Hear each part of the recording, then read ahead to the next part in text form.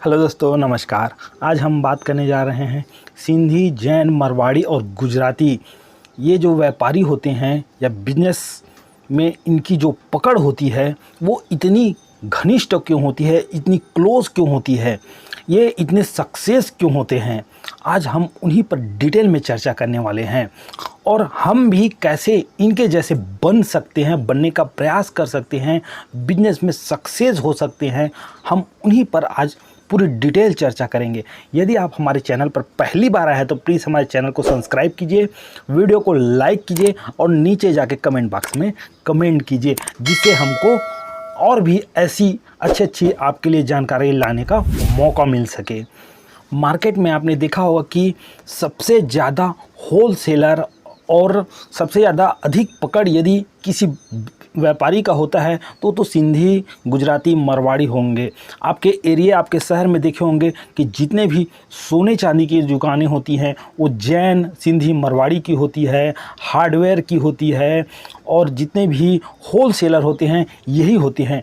क्योंकि इसका सबसे बड़ा कारण होता है इनका लो प्राइस और बेहतरीन प्रोडक्ट को मार्केट में सबसे कम दाम में आपके लिए अवेलेबल कराना। यही इनका सबसे बड़ा गुरु मंत्र होता है। वहीं पर हम खड़े नहीं उतर पाते, टिक नहीं पाते और इनकी कंपटीशन में आगे बढ़ नहीं पाते हैं। तो आखिर ये ऐसा कैसे कर पाते हैं? तो उदाहरण के रूप में समझने की ज़रूरत है। जो रिलायंस कंपनी के हेड मुकेश अंबानी जो हैं वह भी एक गुजराती परिवार के ही हैं। उनका भी बिजनेस इतिहास बहुत ज़बरदस्त रहा है। वो भी किस प्रकार से बिजनेस में पहली बार 4G लॉन्च किए और उतर कर वो कैसे छा गए आपको पता ही होगा। उन्होंने शुरुआती में बहुत कम कीमत पर जो डेटा उपलब्ध कराए और कुछ 6 महीने साल भर तो फ्री में भी डेटा उपलब्ध कराते थे, अनलिमिटेड कॉलिंग देते थे। उसके बाद में अभी वर्तमान में आप देख रहे होंगे कि कैसे चार्ज ले रहे हैं और कितनी कमाई कर रहे हैं। सबसे बड़ी कंपनी वो बन गए। उसी तरह से जब सिंधी और गुजराती व्यापारी जब मार्केट में कोई भी नया बिजनेस में उतरते हैं तो वो शुरू में कस्टमर इतनी ज़्यादा बना लेते हैं, इतनी ज़्यादा बना लेते हैं, मार्केट से कम प्राइस में देखिए इतनी ज़्यादा कस्टमर बना लेते हैं कि बाद में वे 1% भी यदि उन कस्टमर से मार्जिन वसूलते हैं तो वह बहुत ज़्यादा हो जाती है। यानी कि अगर लाख कस्टमर है और उन लाख कस्टमर से यदि 1-2% में भी अगर यदि वह अपना मार्जिन लेते हैं तो बहुत ज़्यादा हो जाता है। वहीं पर हम क्या करते हैं, स्टार्टिंग से ही 10 से 12% का मार्जिन रखते हैं, जो कि कस्टमर हमारे पास आते नहीं हैं।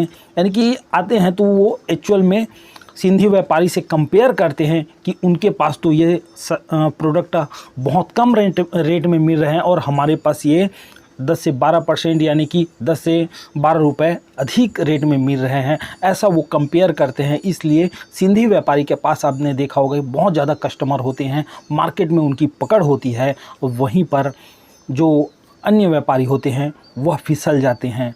दूसरी बात, ये इतना ज़्यादा इन्वेस्टमेंट करते हैं, बहुत बड़ी रकम। जैसे कि मुकेश अंबानी को आपने देखा होगा, पूरे भारत में पहली बार ही वो इतने बड़े टेलीकॉम सेक्टर में तहलका मचा दिए थे कि बहुत ज़्यादा पैसा इन्वेस्टमेंट कर दिए थे। वहीं पर जो छोटी कंपनियां आती हैं वो तो पहले बड़े बड़े ही शहरों में टावर लगाती हैं, फिर उसके बाद थोड़े से छोटे शहरों में टावर लगाती है, फिर गांव में उतरती है। लेकिन उन्होंने पूरे इक्वली समान रूप से पूरी सभी जगह अपना जो इन्वेस्टमेंट किया और छा गए। उसी प्रकार से जो सिंधी व्यापारी होते हैं वो भी पूरी इक्वली समान रूप से ही अपना जो बिजनेस में इन्वेस्टमेंट करते हैं। जब भी हम सिंधी एवं गुजराती व्यापारियों के पास जाते हैं तो वो बहुत ही सरल भाव से ही बात करते हैं, लेकिन वहीं पर हम यदि अन्य दुकान में जाने का प्रयास करते हैं तो कभी कभी वे नाराज़गी से भी बात करते हैं। लेकिन सिंधी और गुजराती व्यापारी कभी भी नाराज़ नहीं होते हैं। वे हमेशा अहिंसा का पुजारी जो होते हैं, मांस, मदिरा आदि का सेवन बहुत ही शायद नहीं के बराबर वो लोग करते हैं। उनके समाज में भी ये हम देखने को मिलता है। मैंने स्वयं अनुभव किया है। मेरे जितने भी होलसेलर हैं वो सिंधी और गुजराती 2 ही होलसेलर हैं और वो वहाँ जो उनके उनसे जो मैंने चर्चा किया है वो बहुत ही बेहतरीन जो होती है, वे कभी भी गुस्से में बात नहीं करते हैं। वहीं पर अन्य होलसेलर जो हैं वे कंपटीशन में बहुत ही कम टिक पाते हैं, उनके पास इतनी भीड़ नहीं होती, इतनी कस्टमरें नहीं होती है, और उनके प्राइस में भी मैंने यही सब अंतर आप देखने को मिलता है। तो हमें सिंधी और गुजराती व्यापारियों से सीखने की यही ज़रूरत है कि हम अपने कस्टमर से एक रिलेशनशिप बना के रखें, उनसे एक सौम्य भाव से बात करें और मिनिमम प्राइस में ही काम करें।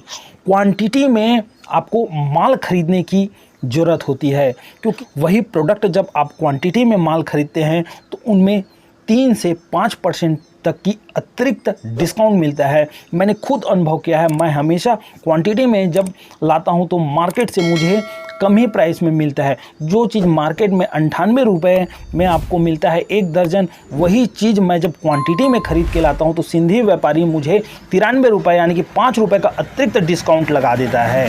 तो यही सिद्धांत वो मुझे समझाते हैं और यही चीज़ मैं उनके भी लेवल में देखता हूँ।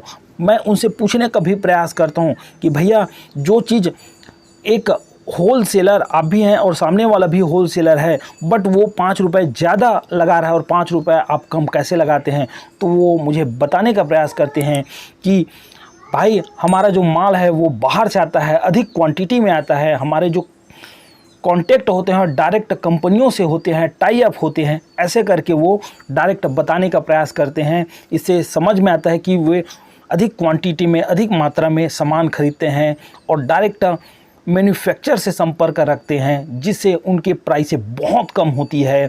और वहीं पर जो लोकल के बंदे होते हैं जब वो काम पकड़ते हैं तो कम क्वांटिटी में लोकल में ही ख़रीदारी करते हैं, जिनसे उनकी प्राइसें थोड़ी बड़ी हो जाती है, ज़्यादा हो जाती है, जिससे कस्टमर को भी वे अधिक रेट में देते हैं।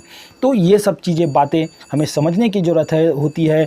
अपने व्यापार में भी इस प्रकार की बातें हम अप्लाई कर सकते हैं। हम भी कम प्राइस में मिनिमम मार्जिन पर भी काम करें तो बहुत ही आगे बढ़ेंगे।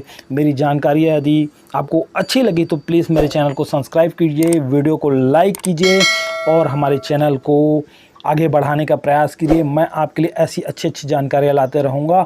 आप भी अपने बिज़नेस में यदि किराना व्यापार में या फिर किसी भी प्रकार की बिज़नेस करते हैं, उसमें सफल होना चाहते हैं, तो हमेशा सिंधी व्यापारियों से आपको अपना कॉम्पिटिटर मानना पड़ेगा, उनसे टक्कर लेनी पड़ेगी। उनके जो बिजनेस सिद्धांत होते हैं उन्हीं को भी आपको अपने बिजनेस में लागू करना पड़ेगा, तब जाके आप कंपटीशन में आगे बढ़ पाएंगे और एक अच्छा सफल व्यापारी बन पाएंगे, सफल बिजनेसमैन बन पाएंगे।